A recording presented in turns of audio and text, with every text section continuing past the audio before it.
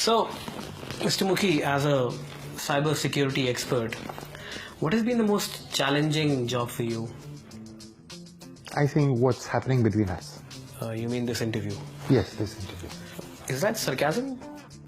I don't know. That's for you to figure out. Let me ask you, since we had a very rather comfortable start.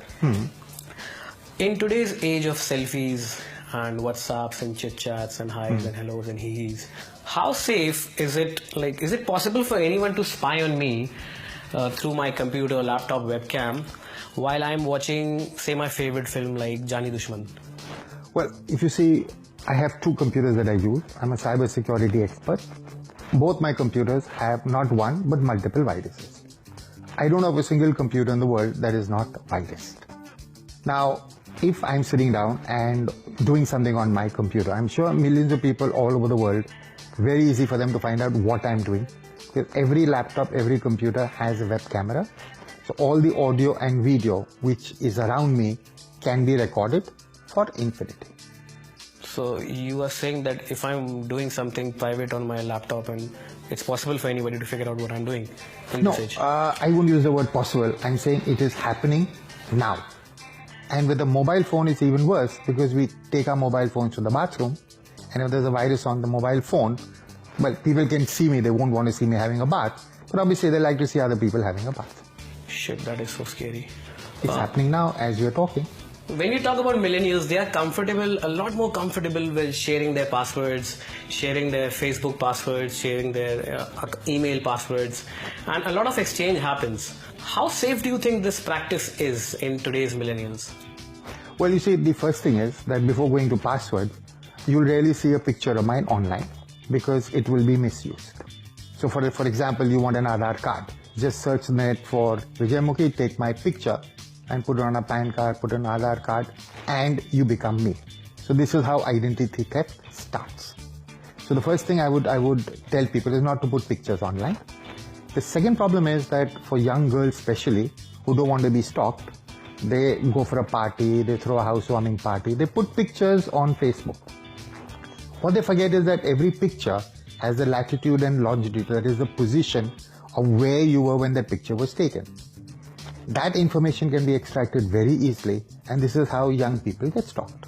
So my advice is, please use Facebook, but think not twice but 10 times before you post something. Unfortunately, if you go to Facebook, people themselves say they're at the airport, they're here, they're there. So very easy to stalk them. I see. Since you claim to be a cybersecurity expert, and somehow believe... You're right. The word is claim. Yeah. I think we all claim to be cybersecurity experts, but we also get hacked. So, it's embarrassing for you to keep saying I'm a cybersecurity expert because I've been hacked multiple number of times. So I don't know whether they yet qualifies me to be a cybersecurity expert. So quote unquote claim Yes. cybersecurity expert. So Mr. Cybersecurity Expert, in today's age, let me take an example. Suppose I click a photo and I send a private photo to my girlfriend on WhatsApp. Is it possible for somebody to get that photo, access that photo without our knowledge? Well, look at it this way. When I'm in my office and I send a photo, let's say, to my girlfriend, okay, that's not the right example. My wife may be watching. My wife may be watching. Okay. That's why. It first goes to Hathway, which is my internet service provider. From there, it goes to somewhere else. It goes somewhere else. If I'm working, let's say, for Hindustan Lever, then it goes to the Hindustan Lever servers. So it doesn't reach WhatsApp. It goes through multiple points. So if any of those machines are compromised, then what they can do is they can change the picture. So I don't have a beard, I can suddenly have a beard. I look old, I could be made to look very young. That thought scares me when I talk about private photos. Yes. But that's why you've got to be extra careful. Now, I have some surveys which, as usual, I fail to understand. Okay. But there's a survey by Symantec which said that millennials today are very comfortable in answering random surveys. Some survey pops up like in an hour you can earn 50,000. They install apps which they don't understand completely. They give access to files certain pop-up files which take the permission and they give access to it. So these kind of things are happening a lot. What will be your advice to millennials? Well, I would say let's forget millennials for the moment. Let's take the chairman of one of India's largest companies. He got an email from a very well-known foreign publication saying, "Sir, I interviewed the last time. These are fresh interview questions. Click on this email." That happened to be a virus, and his machine got virused. Oh, can you name that guy? Well, too big to name. And so most cybercrime cases, unfortunately, we have a confidentiality clause. But the point here is that whenever anyone sends you an email and asks you to click on it, then there's a 101% chance, not 100%, but 101% chance that there is a virus and your machine will get virus. So please don't click on any link. And if a bank sends you a link like that, find another bank to deal with. I know of many people who watch porn on their laptops and on their phones as well. Through the same laptop or through the same server, they make payments to their debit cards and credit cards, and they enter the ATM pins and one-time password. What is the probability? And they also download series like the kind of things we watch these days. We watch a lot of series online. We watch a lot of movies online. So everything is done through one server, through one OS, and through one browser. What is the probability of me getting viewed and reviewed and my information getting out and my private details getting out? I know that 100% is the maximum probability you can ever have, but here I would say 10,000%, because most of the time when you see a pirated movie online, you also get a virus free along with that movie. So for example, if you go to a coffee shop and use their Wi-Fi, I won't advise you to use it, because maybe that coffee shop is okay, but the person who's handling the computers of that coffee shop, that guy may steal your username, password. So if you are in a coffee shop and you're making a banking transaction, very, very bad idea, because the next day you'll realize that there is no money in your bank account at all. So if you want to watch porn, by the way, in India it's legal to watch porn. The police can do nothing about it. Yeah, we're so happy about that. Yeah, but so if you want to watch porn and if you want to do things like click on links and all of that, then have two computers. One you have for watching pirated movie, porn and everything. One you do all your legal stuff on. So essentially what you're saying is that porn is something to be accessed only by the rich who can afford two computers. Yes. Well, otherwise you will lose your life savings. Now you decide what's more important. Okay. So, is it possible for Google and Facebook today, in today's day and age, to change the fate of elections, to change the fate of what we do? I mean, to change everything basically. Okay, let's not be theoretical. About 1 month ago, I went to a hotel in Mahabaleshwar. I booked my tickets. They sent me a confirmation email. I used Gmail, so obviously Google read that email and realized that Vijayamukhi is going to Mahabaleshwar, is staying in an expensive hotel. Believe me, from then on, all the ads I've seen, whether Facebook or on Google, they've all been to me going to Mahabaleshwar. And if 3 months later I'm going to Thailand for a holiday, I'm sure what? Google will know, so they'll keep sending me stuff about Thailand. So what essentially you're saying is that most of it, does Google know where I am right now? Well, if you've done something foolish, yes. Like, for example, if you have an Android phone and your GPS is on, I'm sure Google knows that you're sitting in my office. Okay, let me tell you why I'm a straight chap. I have an iPhone. My wife has an iPhone. iPhone has Find a Friend, so I can track her, she can track me. So if I go to places where I don't want to track me, I leave my phone behind.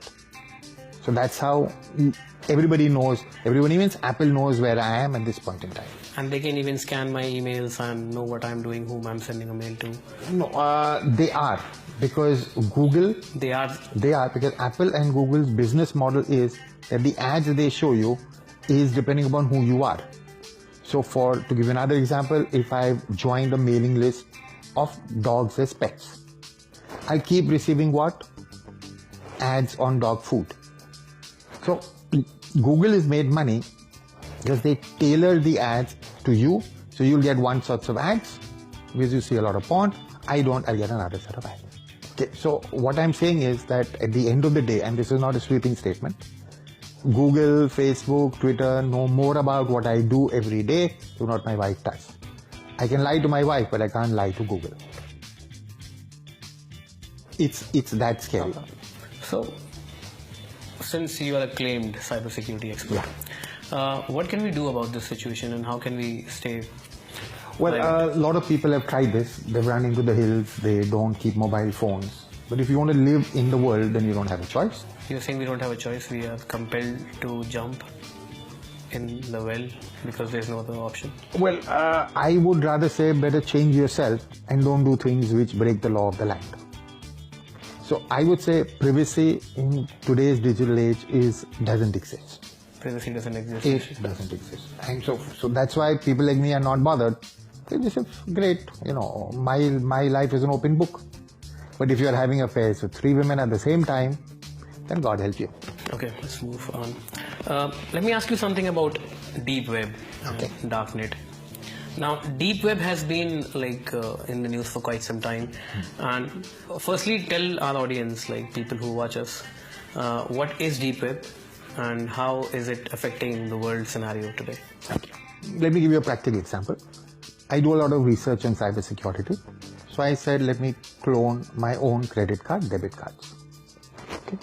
So I went to the normal popular websites, and they all give you a credit card reader which can read a credit card, but not one that can write. Okay. So the legal websites don't sell this stuff. So if you go to the dark web or the deep web, you can buy anything and everything that is sold in the world without asking any questions. So if I wanted to buy a credit card cloning machine, Flipkart, Amazon will not sell it, but you can buy it off the deep web. You want to buy drugs, any type of drugs, right? The deep web will have it. You can't get sleep at night. The doctor says, I won't prescribe sleeping tablets. You can tell him to go take a hike, go to the deep web, and you'll get whatever prescription medicine you want. So what is illegal in most parts of the world, it's legal on the deep web. Because it's anonymous as well. Well, it's anonymous. The Indian government doesn't know it exists. The US government will know 2-3 years later, like Silk Road, one of the deepest webs. It took a couple of years for the US government also to shut it down, because even they didn't know where it was.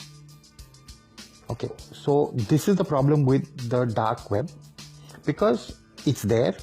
You just have to search. You need to know friends who can find it for you. A Google search will not help. So there are search engines only for the dark web.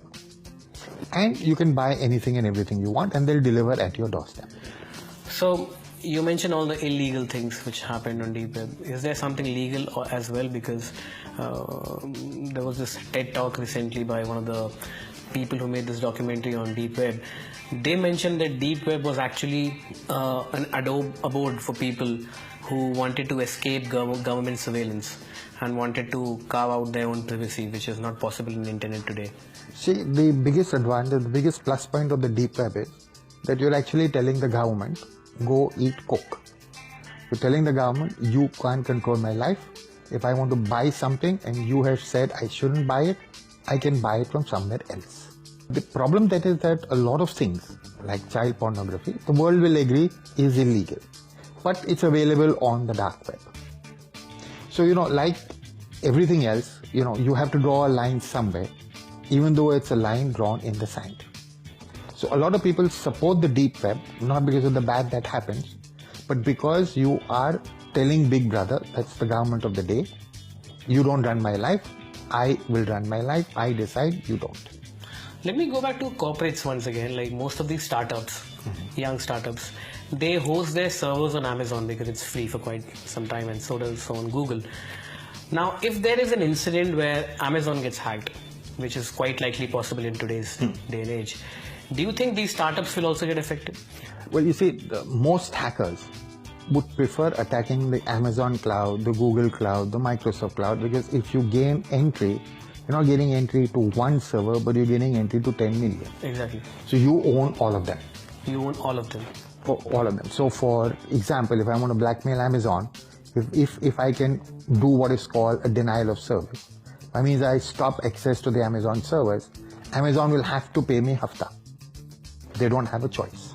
So the plus side is that because Amazon knows that one incident like this will shut them down, they hire the best hackers in the world. But the problem is a hacker needs only one opportunity to get into Amazon and Amazon's down. So my advice to people is have a backup on somebody else's cloud. See, you can't put your own server because it's expensive. So I'm saying you put your server on Amazon, but have a backup on the Microsoft cloud on the assumption that no hacker will break into both. But the cloud has its advantages, but its biggest disadvantage is that you got the world's worst hackers attacking you. So you make sure that, pray every day that Amazon's got its security right. Now the problem with Amazon is most of the software that you use is Windows, Linux. So if there's a problem with Windows, then it's not Amazon's fault, but yet Amazon will get the brunt of it.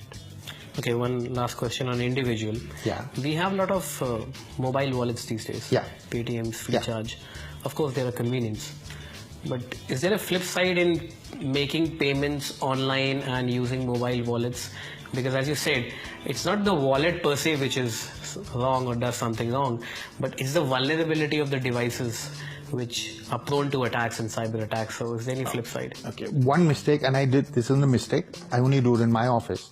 I always carry my phone with me. Just now it's in the other room. Why? Because I went to Uber. Uber allowed me to create a Paytm account. So I didn't go to Paytm to create a Paytm. I went through Uber. I put money through my credit card. Now whenever I make a payment from Paytm, it doesn't ask for a password. It asks for nothing. I can just send the money to any phone number that I want. So my first problem with Paytm is if I lose my phone or I go to the bathroom and I leave the phone behind with some friends, they go transfer all my Paytm money to any account and I would not know. The second point is that Paytm is doing no KYC on me. They're saying, okay, you have this mobile phone, so that's the KYC. Now, what if I clone your mobile phone, clone your SIM card, and then all your Paytm money in your mobile phone number is mine? And this cloning might happen through deep web. Well, you can buy a cloning machine off the deep web. And do you think it can happen very soon again? No, it is happening. This time because of the huge number. See, what we have to understand is that none of these cyber criminals have been arrested. So obviously they and the other cyber criminals are saying, hey, in India, you don't get arrested, you don't get put to jail. So let's target India, and the money is there. Okay. Mr. Vijay Mukhi, thank you. Thank you. I hope you were scared throughout the interview. But now, should I be scared because you have my mail ID and you have most of my details? Well, because of the way you conducted the interview, I'm sure I'll pass it to hackers. And I'm sure that all your private details, whatever you've done, will be online very soon. It's not a threat, it will happen. I'm not happy. You shouldn't be. I won't be happy also.